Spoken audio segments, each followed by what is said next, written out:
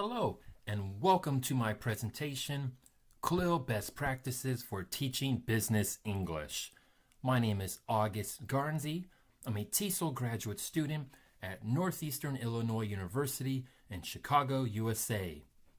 Let's go and begin. Now, for a brief outline for the short presentation today, first, identify what is CLIL and the 4 C's. We're going to distinguish between HOTS and LOTS within the revised model of Bloom's taxonomy to recognize effective questions that develop cognitive skills.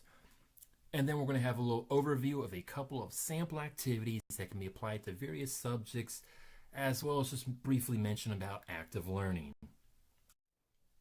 So what is content and language integrated learning, commonly known as CLIL? Well, according to Dr. Peter Mehisto back in 2008, he said CLIL is an umbrella term covering a dozen or more educational approaches. An example, immersion, bilingual education, multilingual education, language showers, and enriched language programs. Now, according to Dr. David Marsh in 2012, he said that CLIL is a dual-focus educational approach in which an additional language is used for the learning and teaching of both content and language. Another popular definition by Kay Bentley in 2010, CLIL is an approach or method which integrates the teaching of content from the curriculum with the teaching of a non-native language. Now, those are 3 very popular definitions by 3 very well-known experts within the CLIL field. So next, let me explain to you the picture at the bottom. It's entitled Mythbusters. It's a well-known popular TV show here in the United States of America. And basically, the 2 gentlemen you see there, the point of the show is that they're trying to determine whether or not something is a fact or if it's a myth. So I have a statement here for you. CLIL is about teaching a subject in English. Is that a fact or is that a myth? And the answer is... it's a myth. Now, according to Dr. David Marsh, CLIL is sometimes referred to as having 4 C's as components. Those components are content, communication, cognition, and culture. Now, CLIL is much more than just teaching a subject in English. It's about developing and stimulating a learner's cognitive skills, so that way they can use that for future courses and future subjects. It's about teaching culture and citizenship. Now, in this presentation, we'll focus on the C of cognition. We need to develop learners' cognitive skills so they can study subjects from the curriculum. Cognitive skills, or thinking skills, are the processes our brains use when we think and learn. Now, Dr. Peter Mehisto stated that good CLIL practice is driven by cognition. Now, on this slide here, we have the revised Bloom's taxonomy from Anderson Croswell back in 2001. Here you can see a colorful pyramid with 6 different levels, basically, of learning within the cognitive domain. Off to the right, you can see a basically explanation of each level of learning within this cognitive domain, plus also in bold print, different types of tasks or things that a learner would do within that level. Now, cognitive skills can be broken up into lower order thinking skills, known as LOTS, and broken up into higher order thinking skills, known as HOTS. Now, learners need to progressively challenging tasks so they can develop their thinking skills. We can develop learners' cognitive skills through tasks and challenges that are appropriate to the subjects, but we can also develop their skills through effective questioning. Questions are great to help learners to make associations and to think more deeply about a subject or a topic.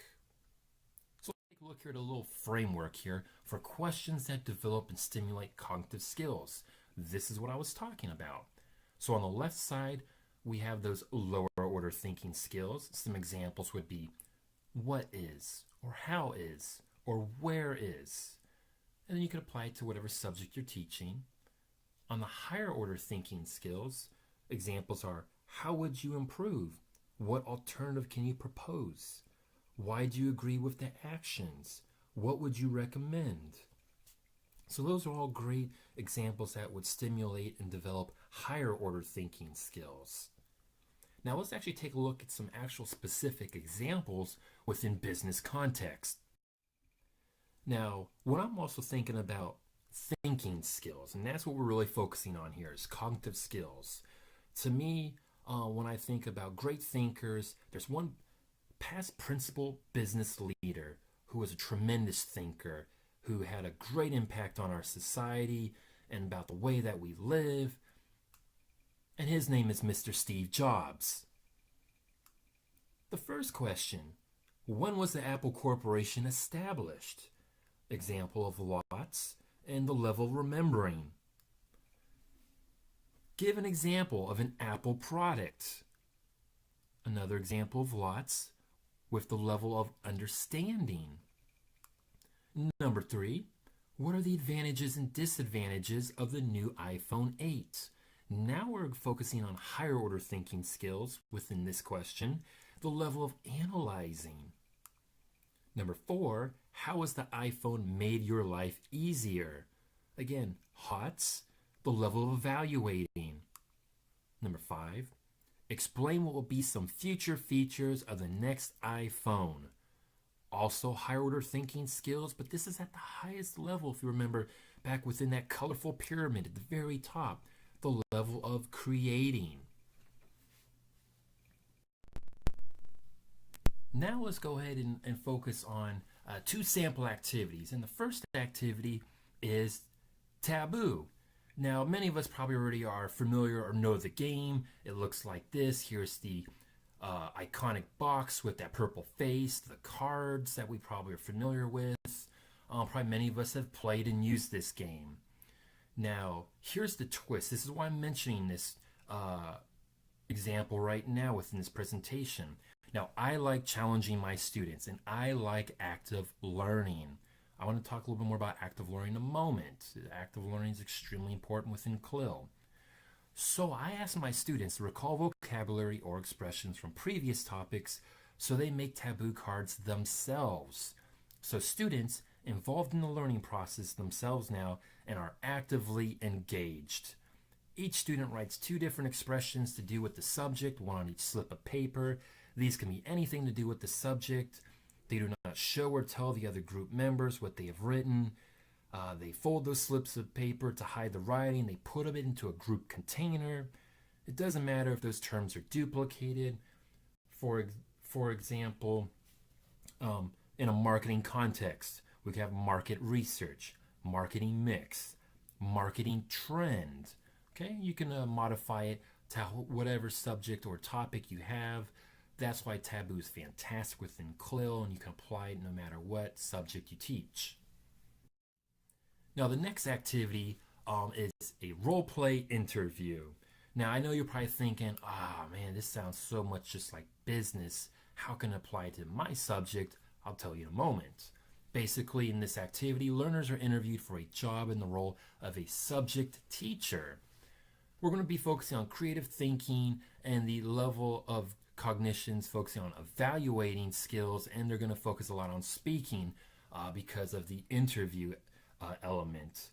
Now, what you're going to do is you're going to introduce your learners to the role or function of the character that you have chosen. You're going to brainstorm together probably what are the most important qualities needed to carry out this person's job. Then you're going to explain to them that there's a vacancy for this job and that everyone in the class will apply. Brainstorm the procedures involved in a job application, such as, like I have on my screen here, a resume or CV, probably there's going to be an application letter, and of course then tell them about that interview. You can provide the learners with an incomplete sample of that resume or CV in the letter of application. And they're going to go ahead and you can complete this within the class setting, or you can modify it and have them do it individually or in pairs. That's up to you. You're going to go and discuss which questions an interview panel might ask the applicant, and you can write those on the board and discuss them. Then you're going to divide the class into groups of 4, and you're going to ask them to prepare their answers for the interview. You're going to want to appoint a panel of maybe 3 or 4 people that basically will act as that interview panel. This would be a great time to ask your colleagues or administrators at your school or organization to sit on this panel to make it a little bit more authentic. And basically, they're going to conduct the interviews with each learner, and then as they listen, in the class, and the teacher is going to decide who is the best candidate and give basically constructive feedback as to why. Now, the way you can twist this, say for instance, if it's history, think about this: any historical character or role. This could have been maybe a position for like a king, a position for an explorer, a crusader, a knight, a military general, a Renaissance artist. Maybe, for instance, even if this was for ICT, maybe then this job can be for the designer of a new school website. So see, you can apply many different subjects or topics to this activity. It's a great activity. So now I kind of wanted to go back to active learning, and basically I wanted to just show on screen here. Basically we have a learning pyramid. Within this learning pyramid shows retention rates of information, and as you can see from the top with lecturing and reading, and as it progresses and goes down the pyramid, students retain more information. To the right you see a table: ears, eyes, voice, and touch, which represents auditory, spatial, linguistic, kinesthetic learning styles. And then you can see at the very bottom, practice doing or teaching others is the greatest way that they use all 4 learning styles. Teaching others is the greatest way for somebody to retain information. I'm going to sum it up with a quote. I see and forget. I hear and I remember. I do and I understand. Confucius. All right. Well, that was pretty much all the information I wanted to cover. Again, my name's August Garnsey. My email is augustg.chicago@gmail.com. I just want to mention the picture there on the screen right now. That is me with Dr. David Marsh himself, the man that basically coined or created the term CLIL back in 1996. And we were together at a NIS conference earlier this year at Nazarbayev University in the capital. I listed a few different work assignments, some other facts about me. Again, I'm a graduate student in TESOL at Northeastern Illinois University in Chicago. I just want to thank everybody for their time. Rakmet, spasiba. I really appreciate everybody, and I hope everybody enjoys the rest of their day. Thank you.